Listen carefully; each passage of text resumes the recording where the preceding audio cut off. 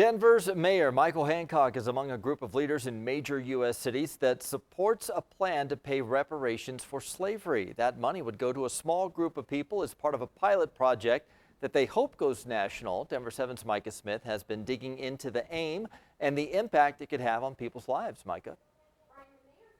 Reparations and Equity, or MORE, says its purpose is to counteract historic and continued discrimination against Black Americans. According to a Brown University professor, Black Americans are still 5 times more likely to live in high poverty neighborhoods than white Americans. And MORE thinks one way to address this issue is by starting small and paying restitution to a small group of African Americans to see how this impacts their lives.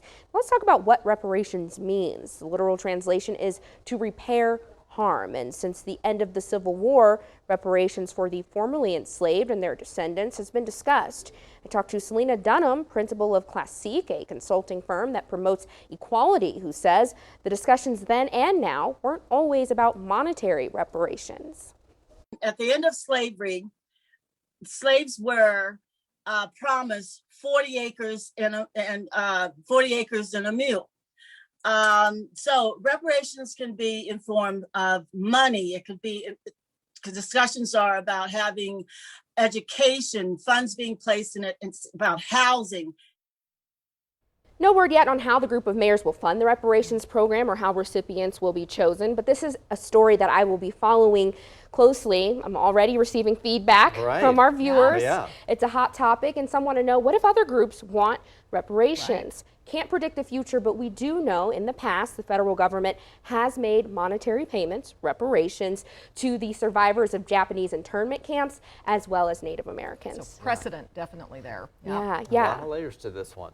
Because we have had so much conversation about this, especially from our viewers, I want to go more in depth on this topic with Selena Dunham. You just heard from her, and during these conversations, Selena, surrounding reparations, I know emotions run extremely high, but let's talk about what reparations would really look like if the federal government or our mayor is able to move forward with these programs. Well, Micah, it would include all elements for quality of life, ownership in land, housing, education, healthcare, and investment in small businesses. It's, again, anything that impacts our quality of life and makes certain that the playing field is more level and everyone have access. Selena, you know, we talked a lot about this with stimulus checks in terms of how do we take that money and ensure this sets people up for long-term success. So I want to ask that same question for reparations. How do we make sure that this sets Black American families up for success in the long term if reparations are paid? Well, again, we have to look at all elements that help us to have a better quality of life.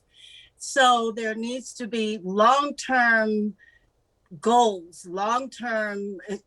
We should not look at this as being just short-term, a one-term fix. It can't be a one example of a stimulus check and expect for that to have long-term impact or effect overall on our quality of life. So I don't have all the answers, but I know that we should have people at the table that look like me, that can give input into this. And for the very reason that I would like to let you know, we really are not comfortable with what equity really looks like because we've never had it. You know, some of us are fortunate enough to be homeowners. A lot of us are educated. So most of us understand the value of healthcare. Some of us even have small businesses. But as a whole people, a race of individuals that have, and folks that have made a tremendous contribution to the success of this country, we're not there. We don't have what is equitable, what is right, what is fair. So I would say it has to be a lot of planning. It has to give a lot of thought and some really good action steps and plans to be implemented. Selena, you touched on a lot of important points there. You talked about home ownership, business ownership, Let's talk about the generational wealth gap, because that contributes a lot to why we don't see as much home ownership when it comes to Black Americans. So what is the generational wealth gap, and how could reparations help with that?